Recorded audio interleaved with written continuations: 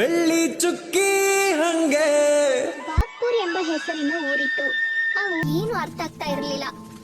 ಆಗ ಅವನ್ ಫ್ರೆಂಡ್ಗೆ ಹೀರಾಗೆ ಕಾಲ್ ಮಾಡ್ತಾನೆ.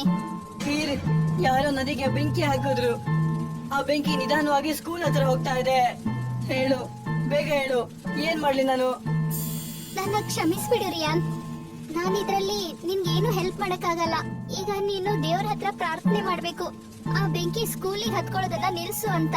ಇಲ್ಲ ಅಂದ್ರೆ ಮಳೆ ಬರ್ಬೇಕು ಅಷ್ಟೇ. ಇದು ಚಳಿಗಾಲ ತಾನೆ? ಮಳೆ ಬರ್ಬೇಕು ಅಂದ್ರೆ ಇನ್ನು 4-5 ತಿಂಗಳು ಬೇಕು. ನಾನ್ ಇದ್ರಲ್ಲಿ ಯಾವ್ದೇ ಹೆಲ್ಪ್ ಮಾಡಕ್ಕಾಗಲ್ಲ ರಿಯಾನ್. ರಿಯಾನ್ ಫೋನ್ ಕಟ್ ಮಾಡ್ತಾನೆ. ಅವನ್ಗೆ ತುಂಬಾನೇ ದುಃಖ ಆಗಿತ್ತು. ಆಕಾಶನ ನೋಡಿ ದೇವ್ರ ಹತ್ರ ಬೇಡ್ಕೊಳ್ತಾ ಇರ್ತಾನೆ. ಹೇ ದೇವ್ರೆ, ನೀನ್ ನಿಜವಾಗ್ಲೂ ಇದ್ರೆ ದಯವಿಟ್ಟು ಈ ಸ್ಕೂಲ್ ಸುಟ್ಟೋಗಕ್ ಬಿಡ್ಬೇಡ. ನಾನ್ ಯಾವತ್ತೂ ನೀನು ನಂಬಲೇ ಇಲ್ಲ.